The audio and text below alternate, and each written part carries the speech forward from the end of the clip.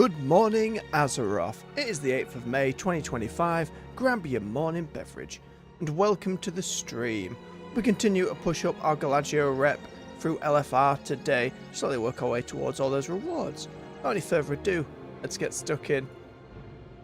Hope you're doing well today. You're almost through the week. Take it steady. Keep yourself hydrated. You've got this.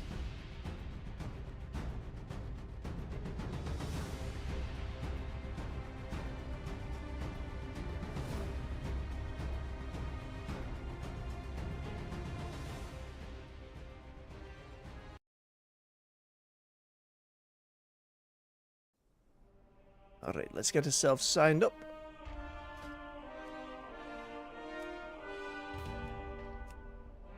And also head on over to Hallowfall again, because what was news to me was realizing yesterday that a chunk of those reputation quests were actually daily and not weekly. So I have been missing out on several weeks of reputation. I didn't think I was going to get around to them on a purely daily basis. And I don't know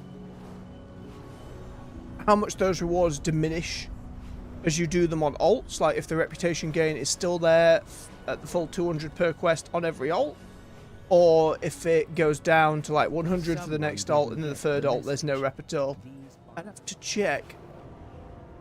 And again, I'm in no particular rush at the moment. The armor sets don't require the rep, but you know, there's titles and tabards and such to be earned. Eladar being all glowy. I don't see much reason to do the event itself, because as far as I'm aware, it in of itself doesn't give you any rep. Could be wrong. It should be a mid-swing when we get there, so maybe we take a look and just see. We're waiting in queue anyway, with some time. Oh, the average wait time has gone up today. Oh dear. 37 minutes. It's usually not too bad, to be fair. And ever since learning from the Mop remix that I can queue for that I can queue for more than one at once, absolute game changer.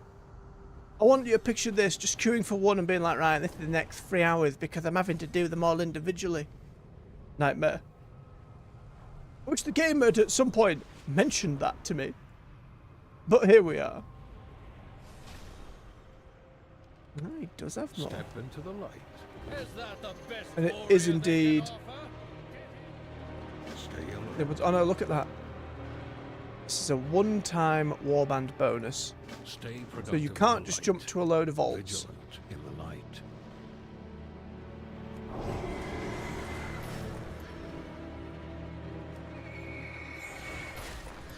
While we're here, we might as well do one.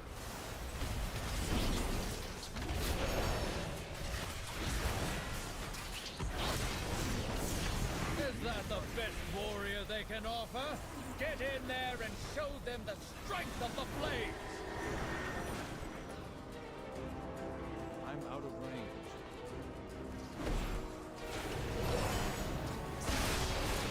It's still busy though.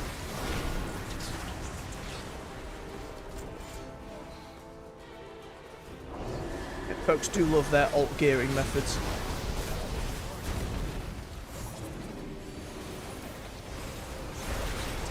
I think it goes to show, even something as small comparatively as this patch is doing, retail players are still engaging with it. There are too many injured on the field. Bring them the warmth of the sacred flame. Take the tiny crystals to the bigger crystals. Allies require our support. Hurry!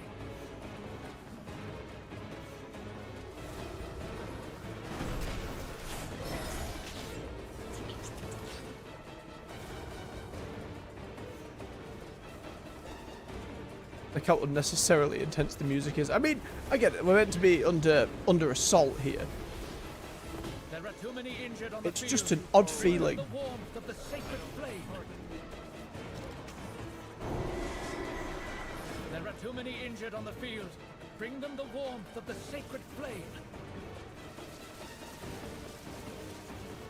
It kind of felt like this would have been better as a point patch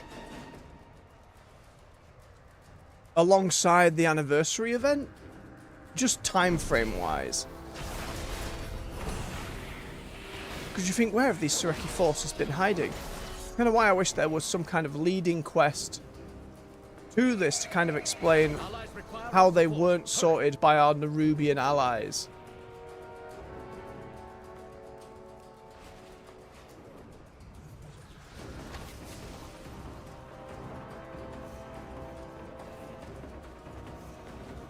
Up you get.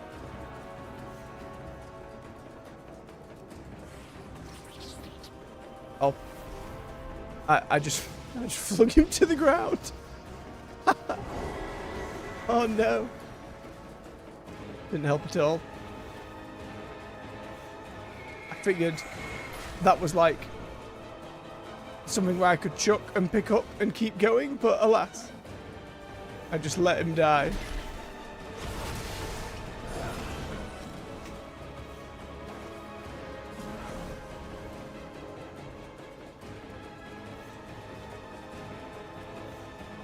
This time. Gently toss. Alright, we'll just carry him over. Ensure they survive.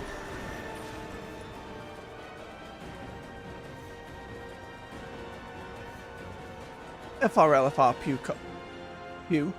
Q pops while we're going. It pops. That's just the way it is. Should be okay.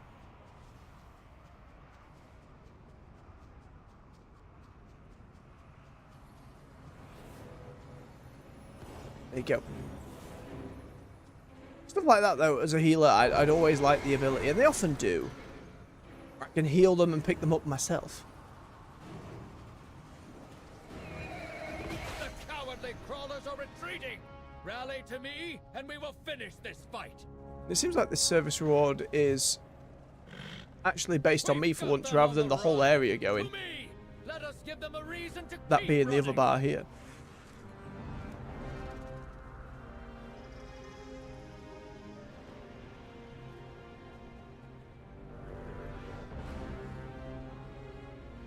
You have to forgive me for a little stilted commentary this morning. I'm a little under the weather, and as soon as stream's done, I have to get going to an important appointment that I'm pretty nervous about. It's a medical thing, not a job interview. Just to set records straight. But I am pretty nervous about it, so forgive me. There's a lot on my mind this morning. Quite the gentle steadiness of booping things in Warcraft. Take the edge off a touch.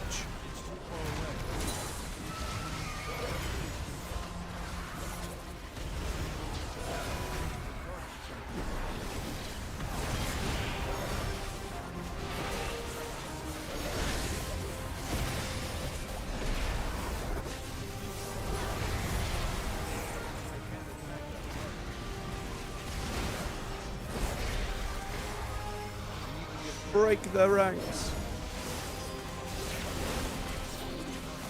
Some crazy shit happened on Avowed yesterday's evening stream, where we were cracking on with the main quest. We'd done most of the side stuff, and the game had kind of warned me, like, hey, you should make sure you've done most of your side stuff, because well, there's the queue, such as it is. Well, the reputation does increase with the Radiance for doing it. Well, now I know.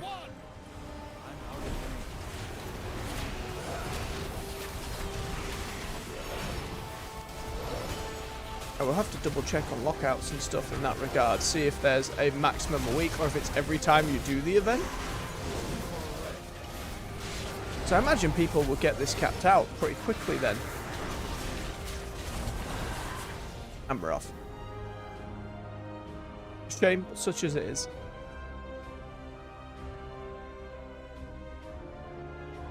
Certainly wasn't 37 minutes. Oh, but we get some. Gallywix! It doesn't have to end here! Oh, save me the mush! The Horde made you soft! I'm not being soft. When did I become a I'm goblin? offering you a way out. You don't make the offers. I do. Now watch and learn how a real goblin takes charge. But yeah, the avowed main quest was like, make sure you sort things out in the city. Just in case, you know, it's going to be big stuff. I was like, all right. And so there are a few moments where I'm like, what is going to happen here? What are we going to be doing so very wrong? And you're interacting with a big soul-affecting machine. And I'm thinking, oh, we're going to blow up part of the zone. We're going to blow up the city. And then it turns out, nope, we just unlocked a secret door. All right. We discover the voice in our head is a secret deity that has been locked on this island for God knows how long. And I was like, oh, is this the big moment where the revelation of this god changes things? No? Oh, and we're leaving the dungeon, we're going down, and the entire city's on fire of the zone. Just on fire. Burnt out. Not, we're going to go over to save it and put the fires out. Not like, you know, in Skyrim there'd be moments where like a dragon would attack a city as a story moment and you'd go in, defeat it, and all would be well. But no, it was just done. Gone. Some of the side quests could still be... I'd done most of them. Like the bounty stuff that was left over, I could just hand in thereafter at a small camp they had built. Then we could choose where to send the survivors. And there were moments of... How do I... Oh. Did someone...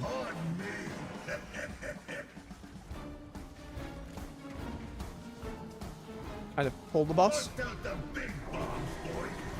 Well, crap. I didn't do anything, my guy.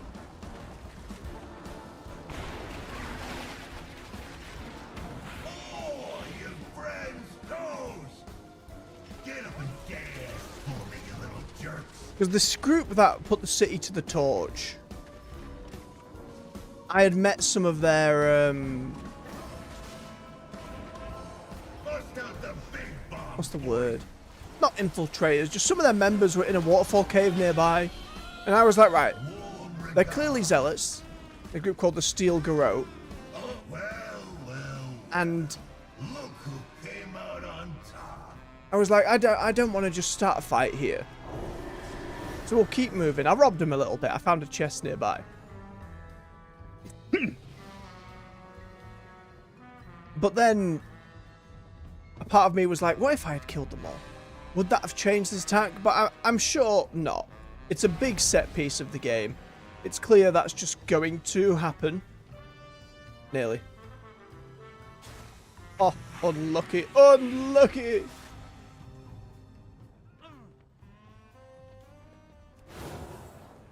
But there was this nagging feeling back in my head, oh, what if... I had warned the city's governor that, oh, there's this shady group about. They're in this cave over here. And his response, he survived the fire and was at, like, the refugee camp, was like, no, I had too many plates to spin. There was nothing I could do about it. I was like, oh, all right then. Fair enough. And then we moved on to the third zone, which is called Scrape. Shatterscrape? I think so. And it is a giant... It was set up, or built to me as a giant desert, but it's mainly a lot of canyons at the moment. We only did a couple of quests. I was maybe in there for half an hour or so. And then the game crashed for the first time, which was alarming. We'll have to see how that ends up. But it was interesting. There is an element of... We're going through the motions now. We've done 2 zones. We've got a feel for the game. I kind of know what I'm in for. But I do want to see where the story goes. And I am enjoying the combat as well. I wish the minimap showed me where I was clearing the fog of war, because I hate missing shit, and I know I've missed shit. Little things hidden in the corners.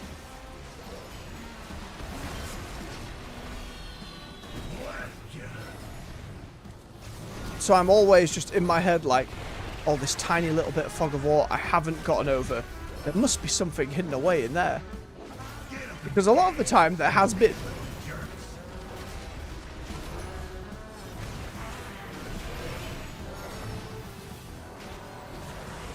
Nearly just fell in there.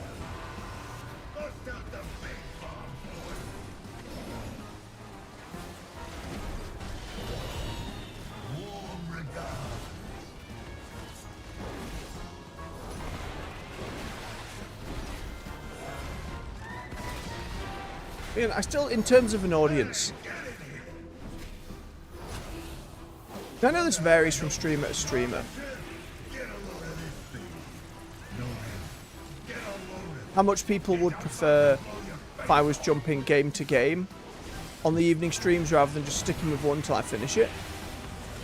Or maybe having a day or two where I go to another game more regularly. Again, getting back into For Honor, as I said yesterday. Did a little bit more yesterday.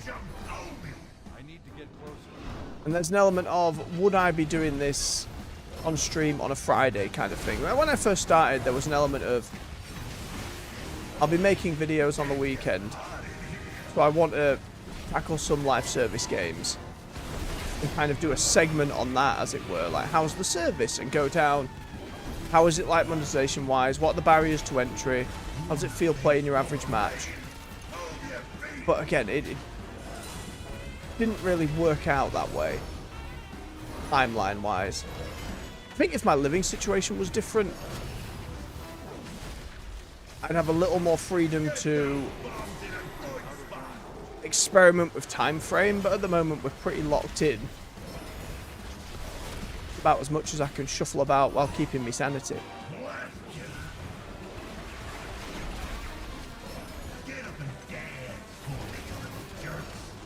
Yeah, it's like I said yesterday, you've got to know if I'm making content.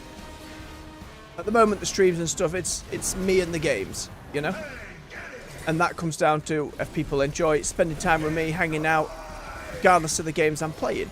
That kind of speaks for itself, you know? Find creators you like and enjoy, and you spend time with them, watching their stuff. But the more edited videos, it has to be, what am I actually bringing to the table? What am I saying that's different? Or not even different, how am I expressing my viewpoint on a matter in a way that isn't just regurgitating what others have said? How do I make it my own, as it were? And I find that quite difficult. Because I do listen to a lot of different news stuff as and when I can. Less so these days.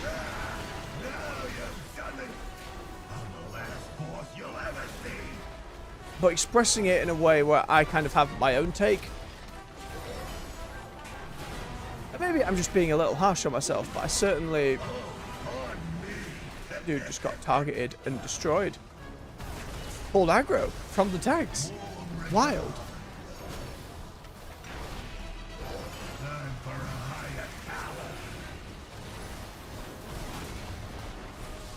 It's too far away.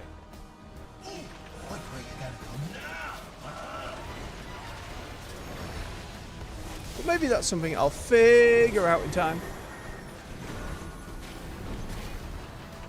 He pinged me at the start, by the way, and why? Pull the boss.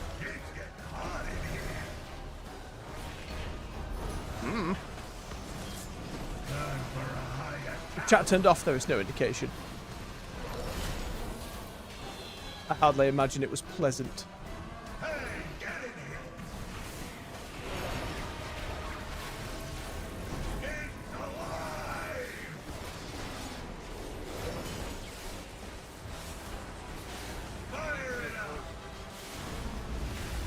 Don't let him juice it.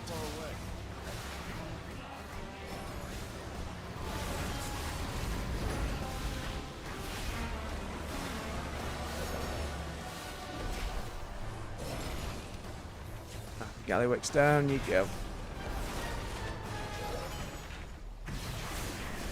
And I do have to move with some haste today. But I think, again, once you get into your first queue, the others tend to pop relatively quickly. And as long as I'm done at latest by 10:30, should be okay.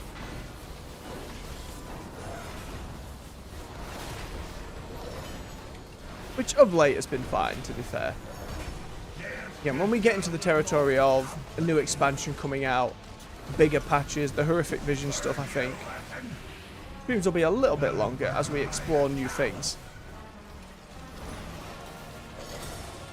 It's alright when we're in this kind of back and forth. It's okay not to burn out. Just play as much or as little as the game as you want to.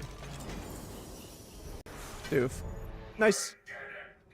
Alright, transmog, transmog, transmog, transmog, transmog. Agreed the other two. And I'll get none of it. Transmog never wins.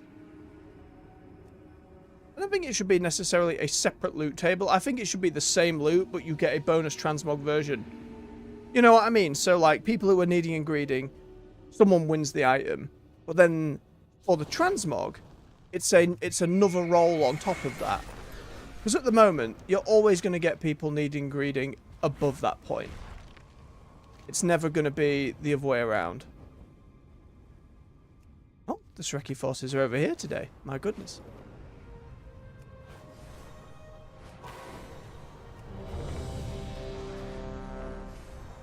There we go, we're moving quick. Didn't realise they were this close. Like, where did they all come from? This is why an intro quest would have been ideal, because at the moment it's just kind of like, what are we doing? I'm out of range.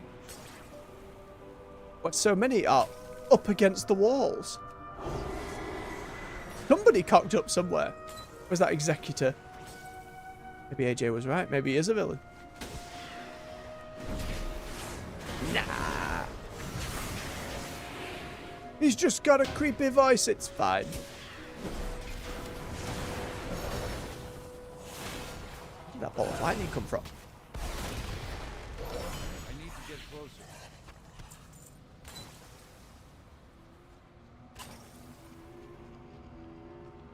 Break their potions on the floor. Smash, smash.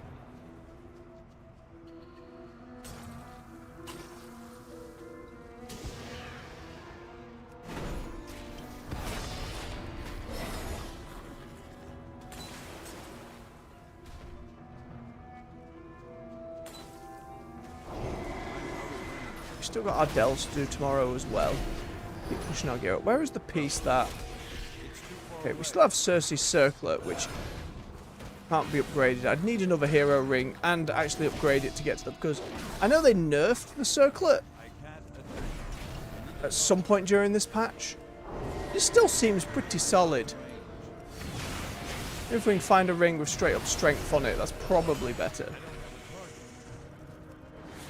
Socket as well, ideally. Come here. There must have been. I know there was another one. Aye, the boots.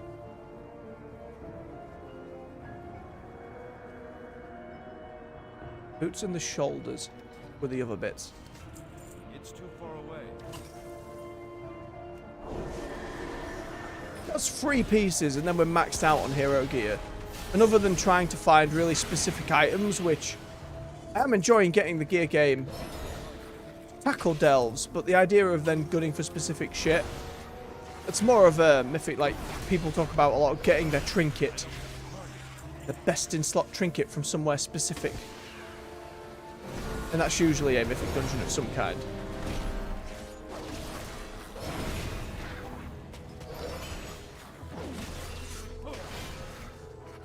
Rally!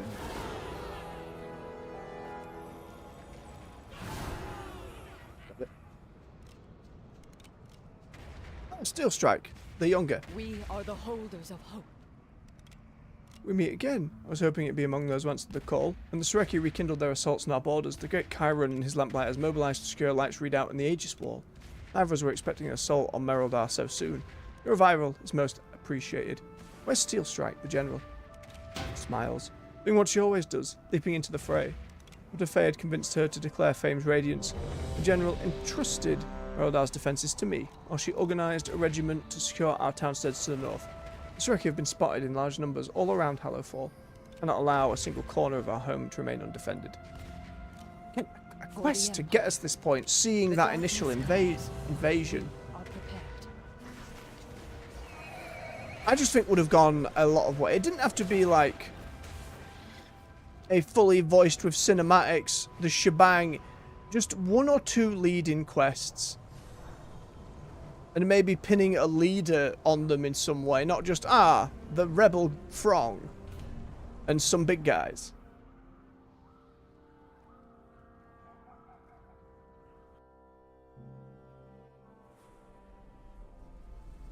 Like the Farak invasion event, for example, spoke for itself. I got more for a price. Explosive bargains. Check in real soon. I can't accept that quest. Satisfaction recommended. Always a pleasure. What are you talking about? What you need.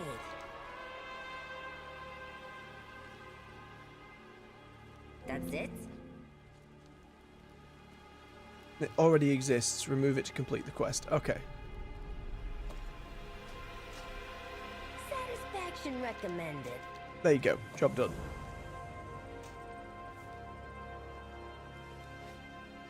But a lot of those events speak for themselves in terms of what's happening. Like the soup event in Dragonflight. The various events across the zones in the War Within. You don't need a bigger bad necessarily to be involved for that to work. But when an entire rebel force appears out of nowhere, I think you need a little bit more leading than Nolt. Uh-oh, I've overdone it.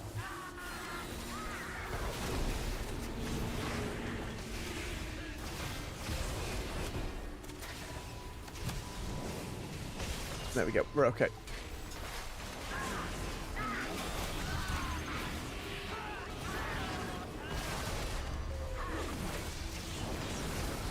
I need to get closer.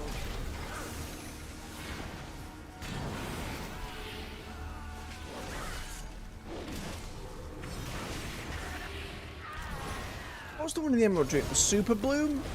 You had people invading and whatnot, but it was more about just following this tree around. I'm out of range. And some of Farak's forces. Maybe the same thing could have been said. You had the same...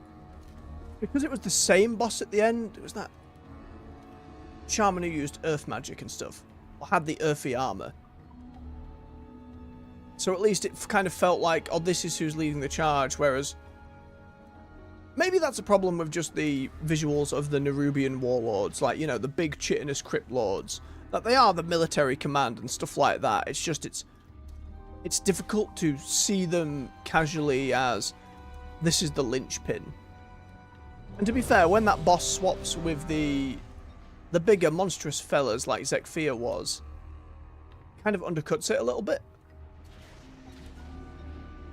So again, if they're going to do something like that again, I just want a little more quest lead-in. Just a couple. Alright, in we go. All it was for this one was... If we get a garbage ball, grab up a load of ads, and then roll them into him. The only ones on LFR I've seen go terribly wrong are bad pulls like we saw on Gallagio earlier, where people were just getting killed by that mob by the door. And sometimes the dance fellow, where you have to run and jump on the big not microphones, the big speakers around the place.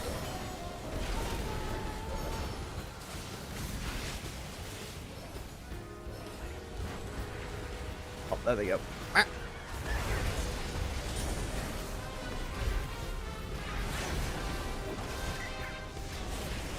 People getting crushed left and right.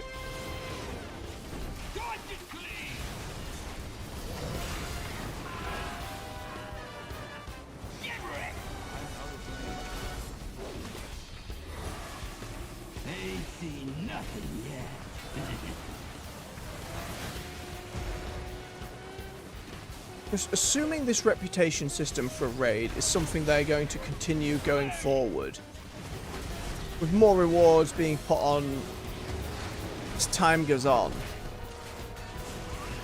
Hope we see more in the transmog vein. I do like it as just a, you do more damage over time, you get some convenience, some quality of life stuff while you're in the raid. I think especially for the raid groups going through on the higher difficulties, it's probably really nice. And again, as someone who plays the way I do, more solo based, it is nice to have a reason other than that initial gearing and seeing it once to actually go into LFR. I think that's important because it keeps it engaging for a lot of people at that point. not just those who are gearing up.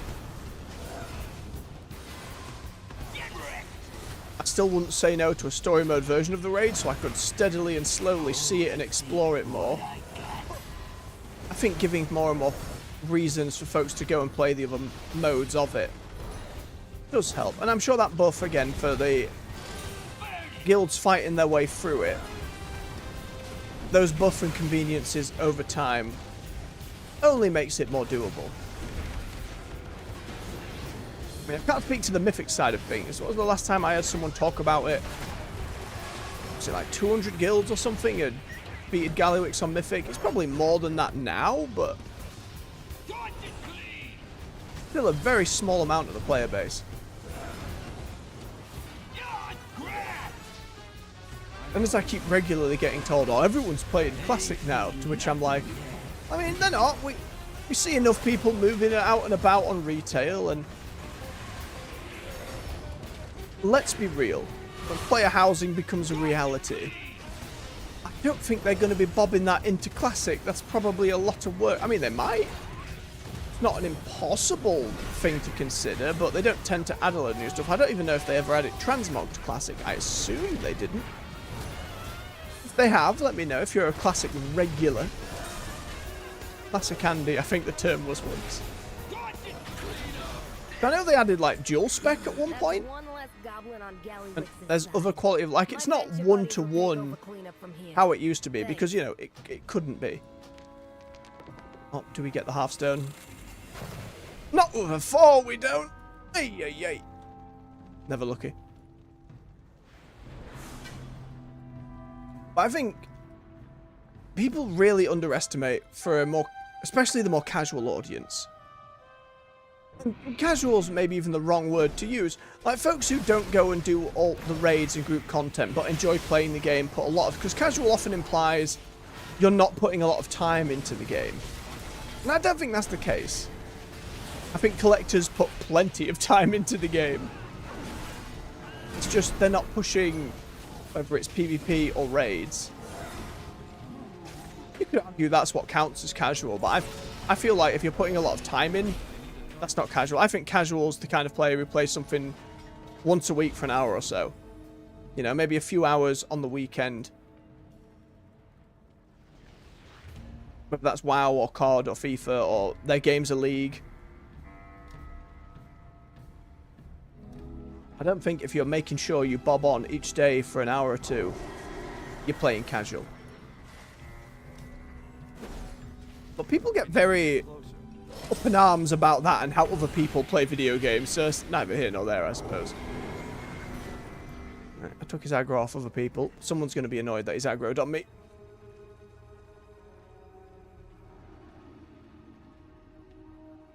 Oh, I hate these mob runs.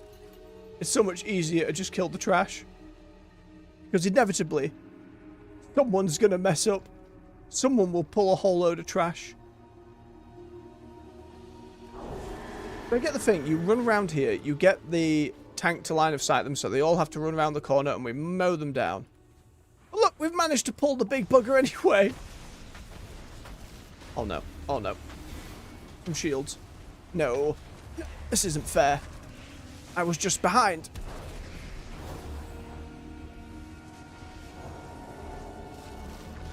Please. We can get inside, it's fine. There's still a few other stragglers. It's okay.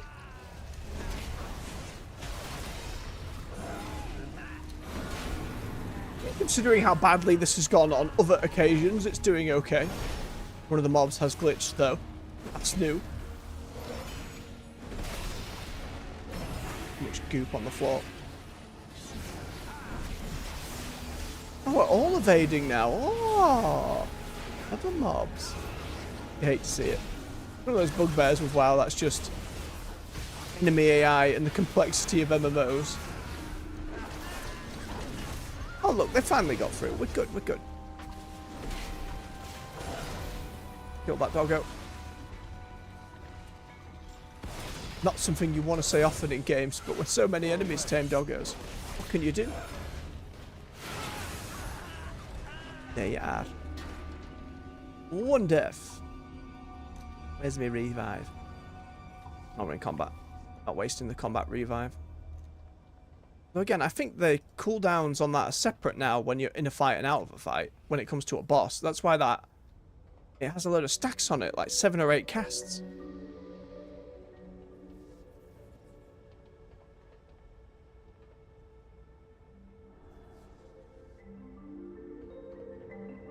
Take it. Oh, no, somebody did the same thing. It was like, nope. Get him up. Let's get going. Right, this one is on the conveyor belt and there's just shit everywhere. As long as we stay out of it, we're usually fine. The damage isn't high enough on LFR to be crazy unless we actively try and stand in it. The only thing that has gotten me on a couple occasions is he at some point does a knockback. I can fling people off the edge. Legend can always work. Piranha teaches us anything. You're not immune to gravity.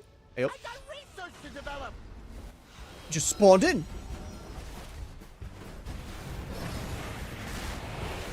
Shaking out your bones. Get rid of that ad first. No acid rain, thank you.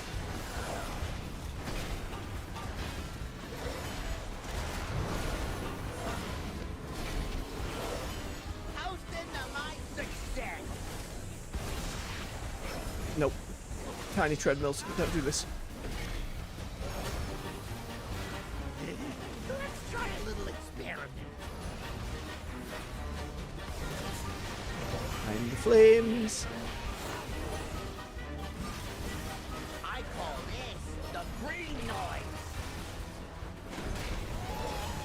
Feels like another enemy that's just spawned in that's not meant to be here. It'll up the kill rate 20%. I'm out of range. Here's Don't to do a this. stash.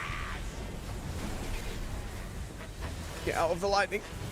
Oh, check out the big bang.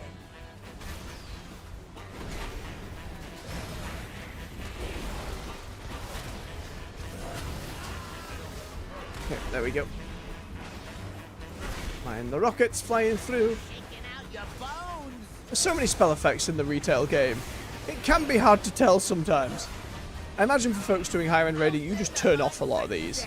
I know there are options to turn them all down. I just find it very amusing.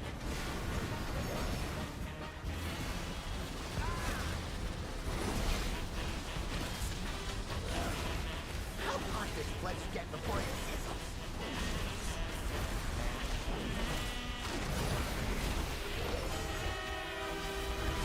I call this the green noise. Thank you, we're good. Looking for my cursor from it, I was like, where the hell's it gone? I want to change the camera. It had gone to my other screen.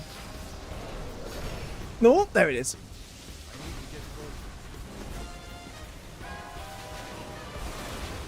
Didn't it get anybody? That's all very good. We can just get him down now. If this is rewired, it'll up the kill rate 20%. Shaking out your bones.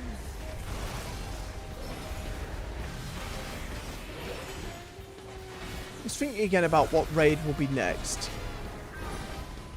Here's to With the reward track, assuming they do it again, and I reckon they will. Because they're adding those reward tracks everywhere now. There's things for folks to just earn. Oh, check out the big bang. And most of them seem to be not time limited, so they're not just going to disappear at the end of an expansion. So folks can go back and farm these reputations all they want, or if they come to the game later. We know, like, we're mostly sure it's going to be ethereal based, right? We know they're set up at the end of Undermine Go clean yourselves up to be, at the very barest of minimums, involved next time around, the 0.2 patch. We're likely heading to their destroyed planet, which will give it a very Argus feeling from that Legion patch. And where Undermine was a lot of, you know, goblin stuff, all about, you're in the city. I think that holds a vibe easier than a more open area. Presumably we'll be doing a bit of hub stuff in Now all we need is a a destroyed capital city from the Ethereals? Possibly. We don't know how much of anything stands at all. These goblin cartels. It undermines yours. But when there's just going to be a lot of purple and rubble, how will they be able to differentiate it? How high will they build those ruins? It's the same with the bosses. Ethereals can be very similar in how they look. Put it bluntly. It's bandages, it's some glowy bits. Sometimes it's some fancy shoulder pads and robes. And there is some variation there. We've certainly seen some more unique Ethereals than others. Usually tends to be just who's got fancier headwear. But then with all the Void stuff as well, if we're not going Old God, so you can't have your Cthulhu monsters, doubt we're just going to get a load of Void Elementals. You know, your standard Void Walker, purple ball with arms. Go, "Ugh." Oh, goodbye, you lot.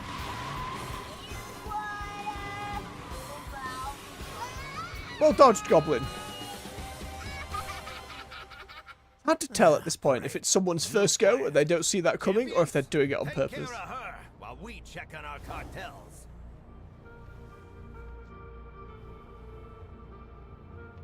I think it's going to be a difficult design challenge. At least with demons in Legion, there were so many kinds of demons in WoW. You could pull from all over the place. But when it comes to pure voidy beings, we've not got loads to go on. You want a piece of me? It's too far away. It's going to be interesting to see. And not just the raid as well, they're going to have delves on there, they're going to have dungeons on there. Whatever world content's available. It's one thing to get sick of fighting giant goblin mechs and stuff like that, but at least you can understand it in the goblin capital. But on the ruins of an entire world, assuming that's even where we're going. Let's see what they're able to pull off. Hopeful again. When we went to Argus, the fact it was kind of split into 3 zones and we were on our spaceship over there with the Draenei, I think it worked well enough. And they certainly had enough variety where it didn't end up being the Shadowlands problem of everything is Skulls, Grey and the Moor. Even the zones they did thereafter still had that vibe, even if there was a little more greenery. It didn't really help with the problem. Get their bikes.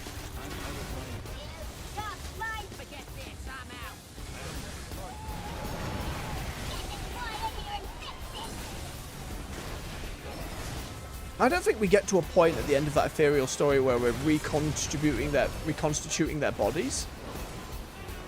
There's a lot of thoughts that maybe Xalatath isn't actually an old god, but may actually just be an ethereal. I say just be, like it wouldn't be as impactful. I think it depends on the specifics and how much we actually get into that past, or if we keep it all dark and mysterious the whole time. The moment you take away mystery, as was very evident in Shadowlands, things can go very wrong very fast, so where they draw the line is going to be important.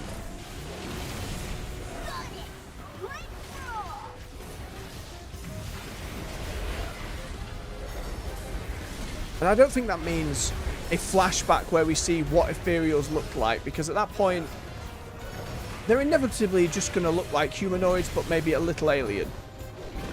Very rare to see something and go, holy shit. Did not expect it. Turns out Ethereals all look like Krogan from Mass Effect. Yes, that's the dream. I don't think we'd see something in there. They're all Hanar, they're all space jellyfish. Suddenly had to wrap themselves in humanoid bandages. I'm not expecting something like that, so I think they just avoid the question entirely of what they used to look like. Which isn't a bad thing. Again, it's just a hard problem to solve.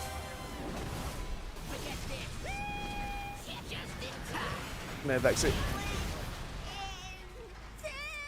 Lovely jabbly. There goes our rep. Nice work. Hit the transmog button and never win. Out of the way. Good job. Where are we looking at on our rep nowadays? Streets are clear, and we got all the salvage we need. 9 out of 20. We're still a ways to go.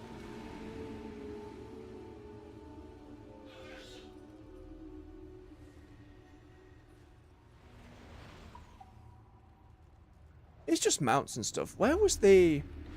I thought the warband thing was a part of that reward system, was it not? Nah, it's fine. I think once Horrific Visions and the Dastardly Duos come out, I'll replace some of the other objectives, as it were. And there's meant to be at some point during the... maybe the next 0.7 patch, some kind of transmog event that boosts drop rates for transmog. We might do a few days of just transmog running, going back to old stuff. Jumping around different old raids. I've only done one of those on stream, and we got very lost going through Shadowlands' Castle Nafria. It took a while. And we got there in the end. But what, I haven't seen any of the Shadowland. I don't even think I did any LFR at that time. But I would like to see him.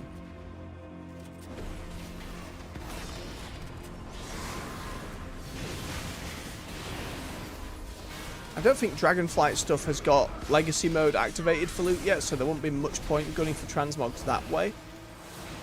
But eventually, whether it's an expansion or two's time, there's so many good sets in Dragonflight. Come on.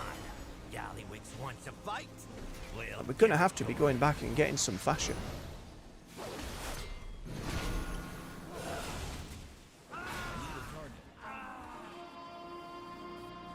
To the casino. Open the door and in we go.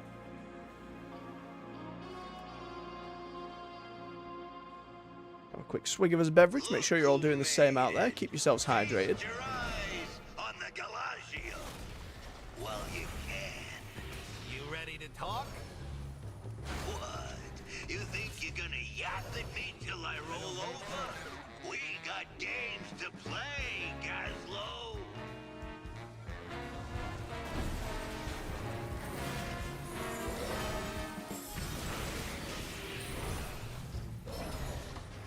I know I say this every time we come in here, but I do hope sometime in the future they repurpose this place to be a Final Fantasy XIV style golden saucer. Slap it full of mini games, board games, slot machines, and just random shit to earn and do. You know, WoW isn't really set up to have mini games in the same way 14 is. And again, even then in 14, I only came and had a gander a couple times where some of the quests we had to do... What was his name? Oh, one sec. Might be a check-in for my appointment later. One moment.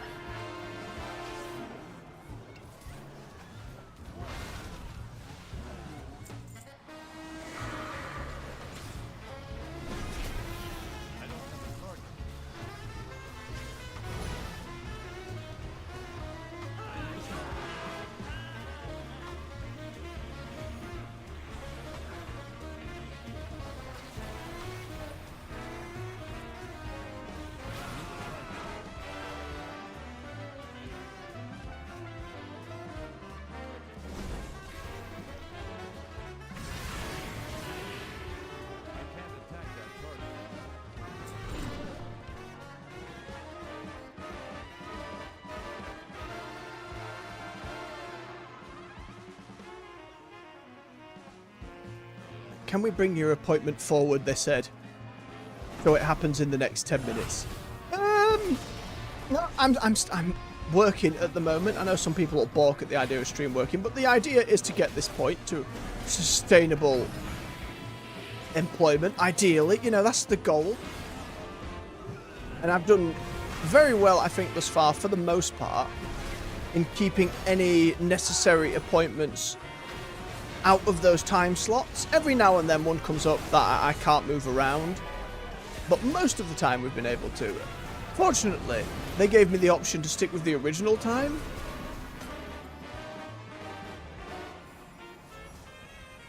But they did also ring yesterday to double check, oh, is this time alright?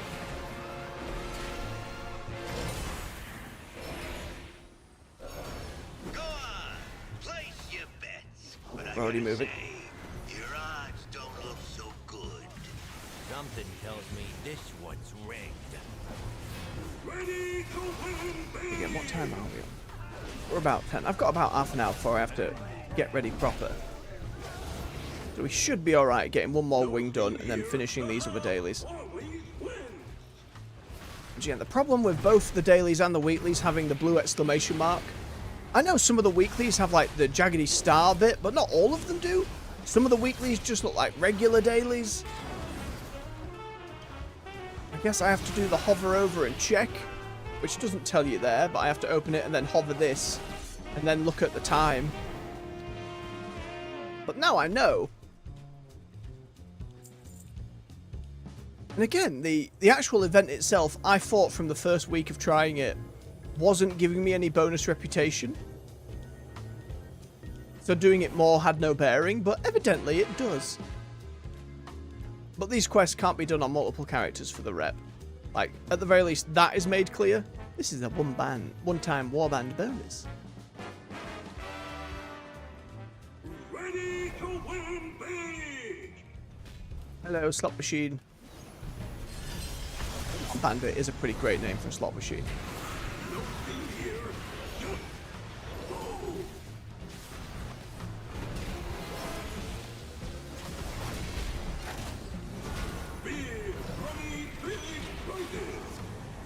And the coin. Chip, I should say.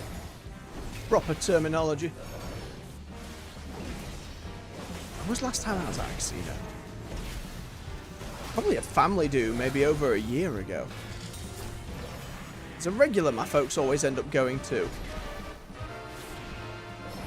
My grandparents were, and my grandma still is, a big fan of the place. They do like a lot, these days they do like an Alzheimer's group, where they go and have a meal, play some slots. He absolutely loves it. And my granddad was always very, very fond of sitting at a slot machine.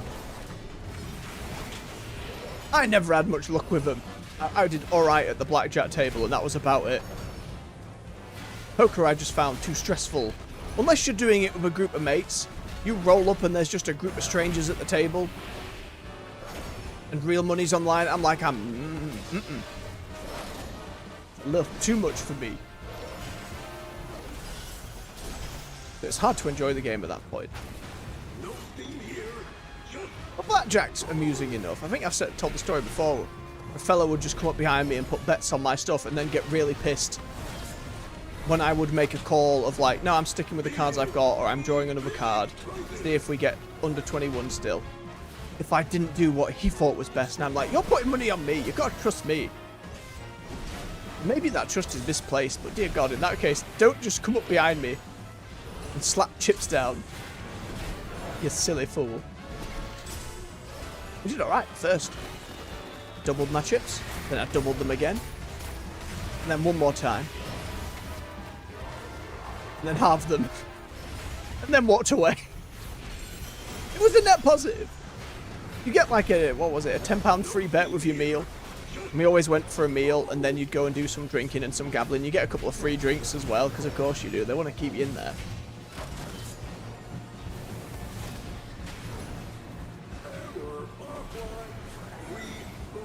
But like, if I went under the free bets I'd got with my drink, I'd call it there. So I know what I'm like. Whether it comes to video games, or drink, or misuse thereof. Addictive personality, you've got to know your limits and set them hard. Because then if you start spending real money, it can go very, very, very poorly.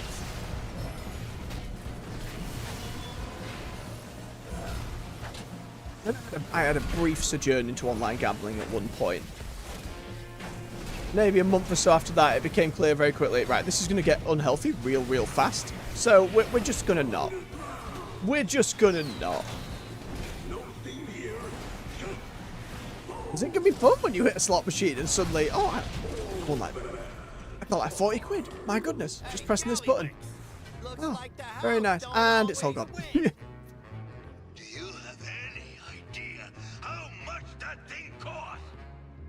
anything. As they always say, gamble responsibly, because they have to put all that I guess we struck a nerve. legally. Come on. All those warnings and make sure you're doing it, being responsible, make sure you're being careful. And it's amazing that so many gambly video games do not have to do so. Remember the whole thing with Gallagio, where the video game rating board, the ESRB, were like, oh, Gallagio is going to have an 18 rating because it depicts poker. FIFA's fine. The gambling loot boxes in FIFA, it's all good. We can sell that to kids. Crazy if you think about it too much. Absolutely bonkers.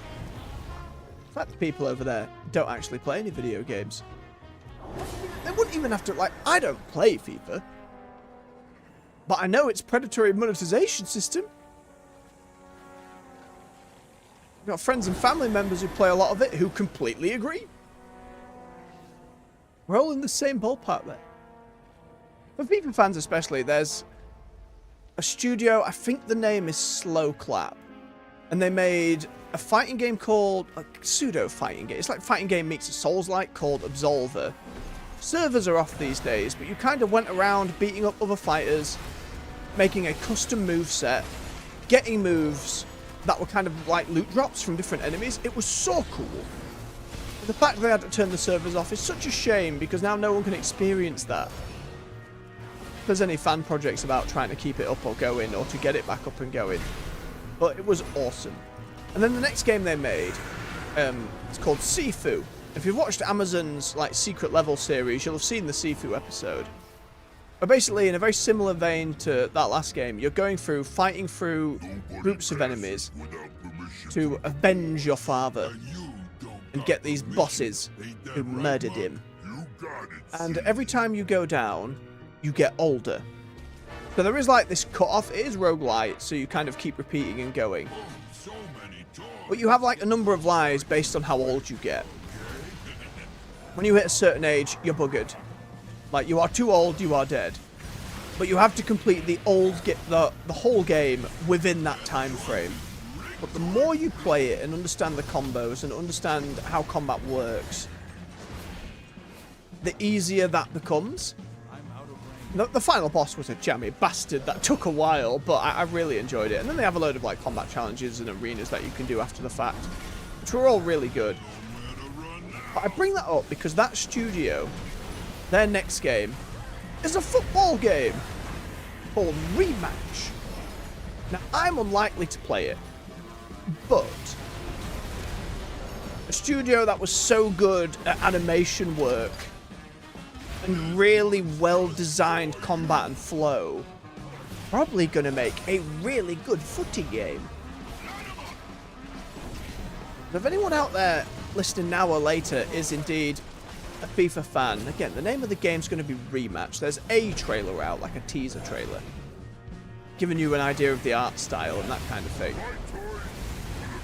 I'd be keeping a close eye on that, because it might finally be something to have a proper bash at EA's crown in that genre, which has never really allowed for competition in any. It has such a monopoly. There hasn't really been an opportunity for anyone to come in and have a proper bash at it. So I think with them not going for super realistic graphics and things and going for a more artistic style, but their games have always been really fun to play. I'm not saying Deadline FIFA isn't. Obviously it is. People enjoy it, but without a predatory monetization system and without a game that they're basically, from what I understand, for most of the releases, have rested on their laurels, not really iterated, and fans get shafted more and more as and that's every sports game, pretty much, most of the time, from EA Sports. They're just kind of shafting people over and over again, but people want their yearly fix with it. And I get that. I'm playing World of Warcraft, for God's sakes. I'm still here through thick and thin. So even at a franchise's worst, if you die hard enough, you'll suck it up and deal with it.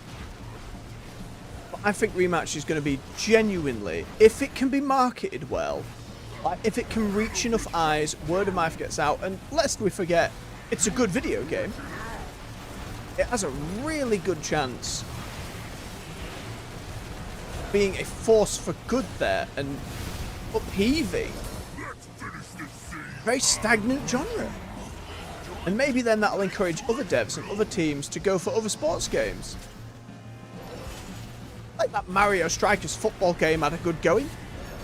Got some family and friends who absolutely adored that. I thought that was alright. It was fun to play with my family. It was solid. People like it. Don't know about the newer ones. Certainly, I think it was a GameCube game. Mario Strikers. Over here, some people come with me. Stacker.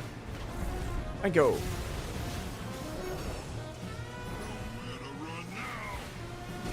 Stack for that one as well. No, bring it closer. Bring it closer.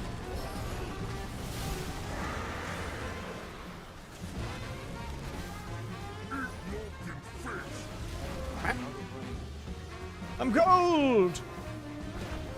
Got to drop the gold. There you go. Nicely done, team. One more wing left. In the next life, pal. Greed some mugs. Greed some mugs. Make sure we've looted the body. Beautiful. Out we go. One more wing left. I'll see you soon enough.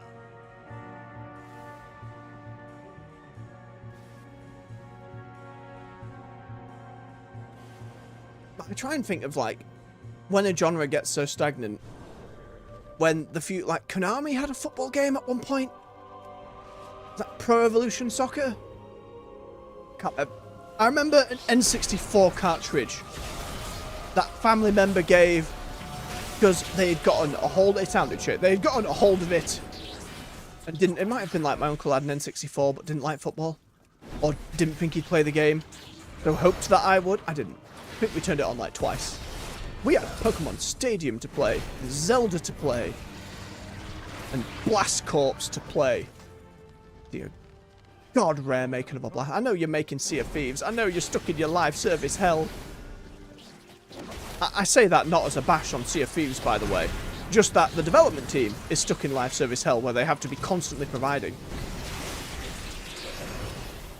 I think they were making something else at the moment, Rare. I know they were working on something. There was a rumor a while back. I can't remember in what vein that was. And maybe there's a lot of rose-tinted glasses when it comes to Blast Corps. For those who don't know, it was basically a destruction game where on each map there is a big red, like, tanker. Tanker, I don't know the official name, that was going through the area. If it collided with a building, it exploded, blew up the whole map, game over. Your job is to clear the path. On most missions, there are some missions that were just open destruction, being silly, which were great. But for the most part, you have to clear this thing. You get a vehicle to start with, you'd unlock more as you go, or you'd find them out in the maps. And these ranged from, I have a truck, like one with one of them big like dumpster things on the back, like you'd see pick up a load of garbage, or a bike with two cannons on the side of it. All kinds of stuff, like just a car. Just a car. And some of these would have like a bulldozer. I'm starting to remember them all. And they'd have different properties and ways they functioned and ways they destroy buildings. Like running straight into and through them. Having to do like a skid and slide so the back of the trailer would carve through buildings. And then you just had straight up mechs, which were the best. One mech in particular. I remember you had one that all I remember is it flailed about a bit and it was really annoying. Couldn't get it to work. There's another that did cartwheels. I had this like black helmet and was like blue and silver everywhere else, like a red circle on the chest. That one was alright. Again, it flipped and went all over the place. But the best mech had this big, not even jetpack, these two propeller engines on its back. And you would fly up above buildings and skyscrapers, and you would hit a button, and he would do like a flip, legs over the head, barrel the legs down, and you would just careen through buildings, and it was joyous because you would flatten everything. It was so good. Every time you loaded up the menu, You had a little helicopter on a world map that was kind of going between little dots, just picking missions. But every time you'd load in after a mission and when you started the game, this music would start up. Very, like... Not pixely is the wrong word, that's reductive, but... It was a very simple piece over and over again. Which I would do misjustice to if I tried to emulate it right now. But there was this little voice that would creep up every time when it started. I was like, time to get moving. And it, just every time it would be like, right, next map, next map. It would be a part of that cycle. There's so much about that game I enjoyed. I can't remember the ultimate goal other than clearing levels over and over again. I don't know what the actual... It wasn't like there was a boss or anything. As far as I remember. I know it was added to that rare replay collection that came out at some point. That was on Game Pass. I should really go and have a look at that one day. I don't know if I'd stream it. But it was one of those franchises that I don't think ever got another game. There's plenty of games that I'd love to see get a lot of love from way back when we'd make so many sequels still to this day. I don't even know how we got onto Blast Corps. I just love it. I was N64. And every time the N64 comes up, I tangent to Blast Corps. Grab a look. If you've got a Game Pass, find that rare replay collection. Load up Blast Corps and just have a gander. See if I'm talking shit or not. Or maybe my rose-tinted glasses have truly blinded me. I just remember loving it. And struggling with it. Really struggling with it. I hated that red truck that exploded. Also, if you accidentally, so much as barely scraped the back of a vehicle against the damn thing, it would blow up. There were so many times of, oh, we've nearly finished level, I'm breaking this building, I'm doing a big skid through, oh, the truck, oh no, son of a bitch, and you've hit the truck. Shit. Start again. I don't even think levels had checkpoints in any way, it was just you better make sure. There was a dude driving the truck who would get really pissed. And if it approached an object, like a building that was in the way, the dude would start yelling at you from the truck. And then these giant red warning lights and big red exclamation points would just flash all over the center of the screen. Just really obnoxious. And you're like, oh god, I'm fucked, I'm fucked. And scraping through in those moments was a delight.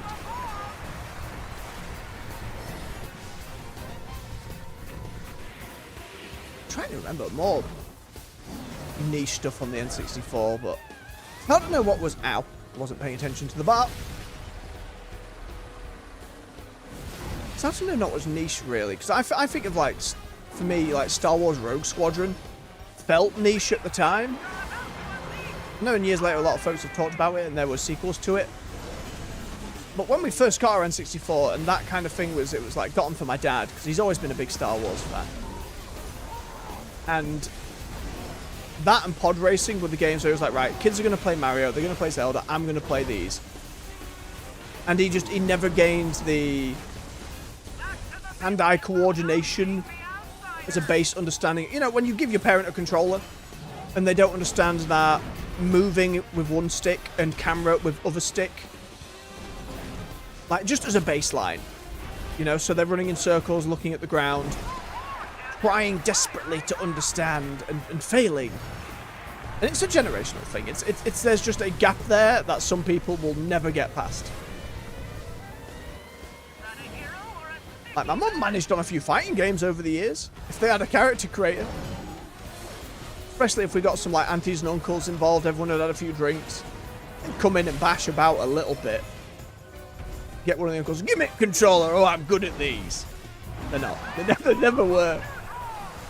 But I had to respect the level of arrogance going in. Go on, I'll kick your Zeds in. Of course you will, uncle. Of course you will. Good luck. Have fun. I do appreciate when they try, you know. But it became pretty clear for my dad that he was not going to be able to play those Star Wars games. And Rogue Squadron, I just did not understand it that young. I didn't get it. I keep being stunned. I'm so garbage at this fight. And over time, it was a game I kept going back to again and again and again, desperately trying to understand what I was doing wrong. I think it was mainly like the Just don't let the fame go. the giant ATs on like Hoth, you know, big snowy place where you had to cable the legs. I did not understand which buttons on the controller opened up the cable and flying it in a circle without crash. Because every time you'd crash into a wall, you would let out this gigantic scream, and the music would have this really angry every time. It was really punishing. And the narrators and like people over comms informing you of your mission would give you so much shit all the time about how much you were failing, messing up, letting people die.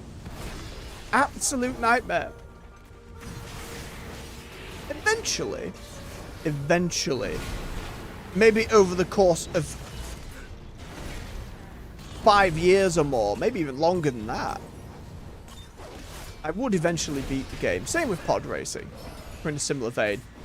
A lot of running into things and dying and trying to figure out how the base game worked.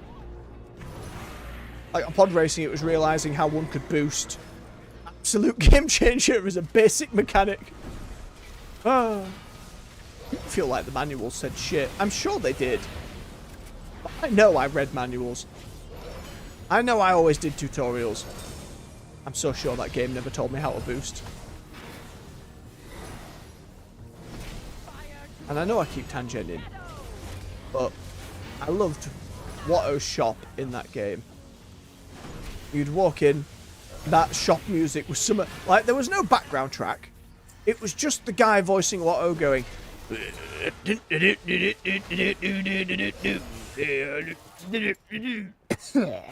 just the whole time. And I know it was like knockoff Cantina song. I didn't even register that. It was just so funny. And then he'd just quip at you. Because you're in that... they come here, they look around, nobody buy, why nobody buy? Hey! And he would just do that over and over again, and I adored it. I'd give you more examples, but doing that voice, especially these days, destroys one's throat.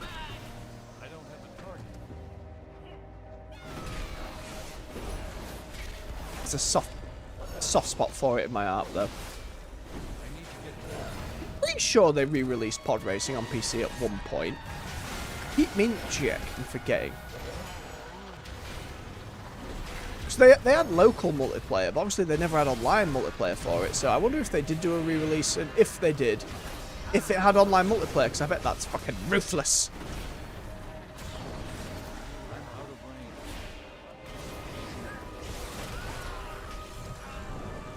It's not like we get too many racing games these days. I've never been a fan of the realistic racer, you know, your Forza Horizons, your Gran Turismos. Ain't for me. I enjoy a bit of Mario Kart with the family, but there were some over the years. There was a Sonic one where you had like surfboards and shit. For whatever reason, I've never been a big Sonic fan. For whatever reason, I really got into that game. I remember we had some friends around. We'd unlocked all of the characters, all of the boards, me and my brother. We'd spent like nearly 40 hours. Got the lot. And when you select your character, you select the save profile, because it was on GameCube. You select a save file from one of the GameCube memory cards that was plugged in. And an old friend of mine, bless him, hovered, hit the button, and for whatever reason, on the character select screen is a delete all save data button. And he pressed it. And suddenly, the game had to reload. Well, what happened? All characters gone. All boards gone. All the courses, whatever we'd unlocked, gone. Me and my brother were distraught. Friend found it funny, but my God, it wasn't bloody funny. We were livid. I can't remember if we ever got back to earning everything. I think we gave it a god's effort, but I think the dream died there. But as much as I was angry at my friend, who gives you the option to delete a game's save file from a character select screen? That's insane. No, that's just insane. What was Sega thinking? Bonkers.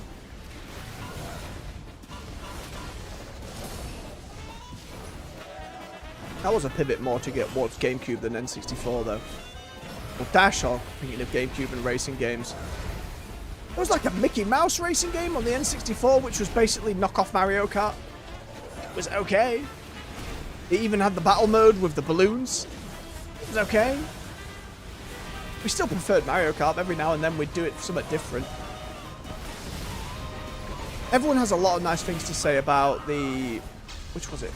There was Burnout Paradise, and then there was another Burnout. There was, or Need for Speed Underground. Those two people talk very fondly about. But they still fall under that banner of, as far as I'm aware, realistic racer to a degree. Then there was stuff like, it's called Split Second, where you could like cause elements of the map to blow up to get in, like, rather than just having crazy items that affected people, you would affect the map. That was a cool idea. I remember playing that for a bit. It might have just been the demo, but I remember enjoying that. Oh, we're here. Thank God we were already on the right spot. Bap! Why am I dying? Oh, it's because of all those little buggers flying around. And people are dying. Oh, it's so far away! We're good. Come on, Warlock. I had to pop the burning feet, but we're good.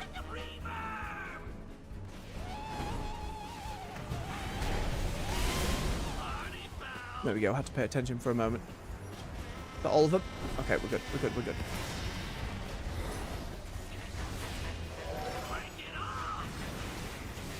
I think even without items and stuff, F-Zero GX on the GameCube, I did love that game.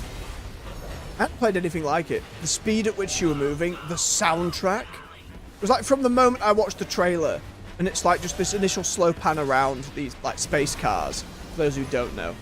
If you played Smash Bros, you know Captain Falcon is your Falcon Punch! You know that guy. He's actually a race car driver. Space race car drivers. That game had a campaign where you fought Space Batman. If I'm remembering correctly. He looked like Batman. A weird knockoff angry Batman. Now, Batman is angry. Demonic Batman. And then there was another villain as well. It looked like Diablo had kind of a Bane mask going on. But it would zoom that initial trailer, which was like a magazine disc set of trailers. It had that, it had Custom Robo, it had Metal Gear Solid Snake Eater. Not Snake Eater, Metal Gear Solid Twin Snakes, whichever, the GameCube remake of the first Metal Gear Solid. A few other games, like Resident Evil 4 maybe, had a trailer for that on there.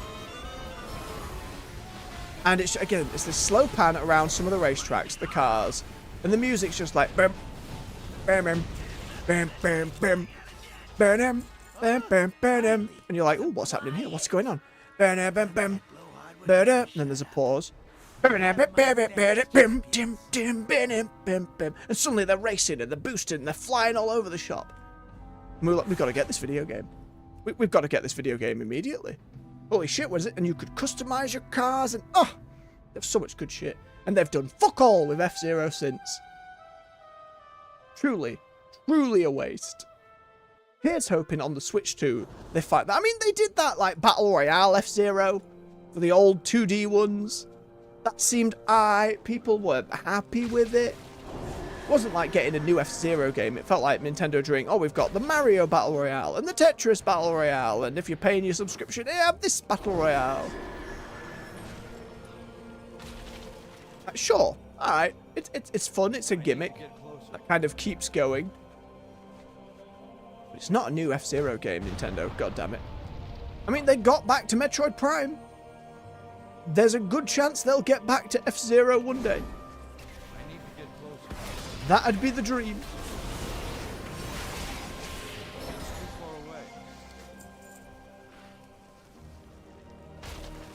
Right, that's all of our LFR done, so let's just finish up these dailies. Kill some more spiders. Oh boy, that's a lot of spiders. Wake of Ashes is on cooldown. We'll be fine. Keep using defensives. Use the other AoE. We've pulled more. We're going to be fine. My gear's solid. And I'm playing Ret Paladin, and I upper bolt. Everything's going to be good. Beautiful. Beautiful. Goodbye, spiders. Right. Last batch up over here.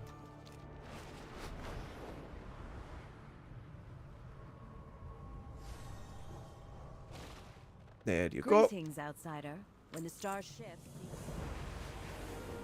We have unlocked the pet, Mr. Mans.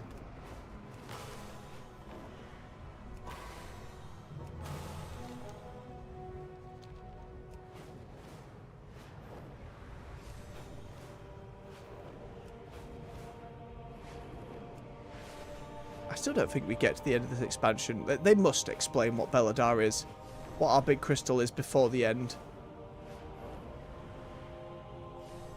Unless they leave it as like an overarching mystery that's not answered until an eventual light expansion years down the line, but I don't know. The whole point of having this I need to get closer. series of stories that for whatever reason, no creators say Blizzard don't like it when you call it a trilogy, but it is a trilogy, which is very confusing. But we will the try. World Soul Saga, It's too far even away. if most of the War Within's development was done before they pivoted to making it a saga, it did give them the opportunity to do a lot of setup, foreshadowing, that kind of thing. So we have to assume when those plans changed, some things were rejiggied around. So the opportunity across this saga to learn such things like the origins of this giant sod-off crystal that we know is the blood of Azeroth from that Titan quest, but also has those runes on it like a Draenei spaceship. And like the Draenei spaceship specifically in one of the Burning Crusades in the Grand. Like the stuff around it, stuff going up it, looks exactly like the one there. So what gives? Watch the game, Blizzard. That's light stuff, that's not Titan stuff. How's it tying in? Many questions. That I think I'm going to be pretty disappointed if we don't get most of the answers. I don't need everything going. I don't need to go full hog. But I think for your centerpiece of this zone and an entire religion, probably need to give us a little summer before the end. Get out of it, worm. And that'll do it. Beautiful, beautiful. Where's the hand in for this one? Over there. Good stuff. Yum.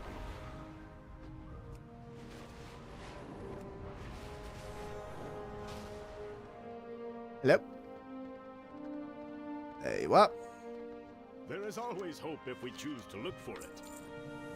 Let's open up some of these bags. Stuff. Oh, my poor enchanter needs to get on this soon. Purple one. Goldy one. Chunky boots. Very chunky. And they're all warbound, aren't they? Yes, they are. Alright. Let's get ourselves back to Dornagol, slap some stuff in the bank, and we'll call it for the morning. We're about at the time of past.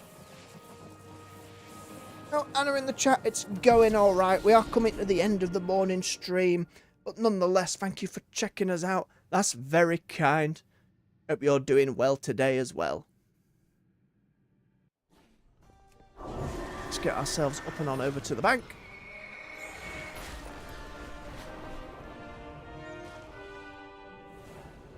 I have an extended supply of goods. Oh for dear, it's not looking good. Outlanders. Maybe I nip on over the weekend and just get the busy work of dealing with my bank sorted a little bit.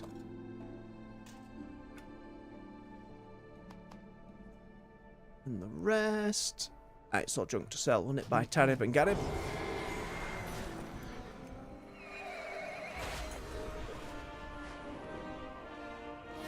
Not giving you null stones, you bastard. I have an extended supply Absolutely of not. goods for Outlanders. There we go. Lovely stuff. Pick up our tendies. Oh, around the time it... Not quite at launch, but it was still vanilla WoW when I started playing WoW. It's interesting. Your greeting and introduction has been very similar to a few chat members over time. Now, let me guess. you're going to offer me your drawing services and things like that in a moment. So I'll tell you what I told other people. And if you're not going that same vein, I apologise, but there's a pattern occurring in nearly my year of streaming now.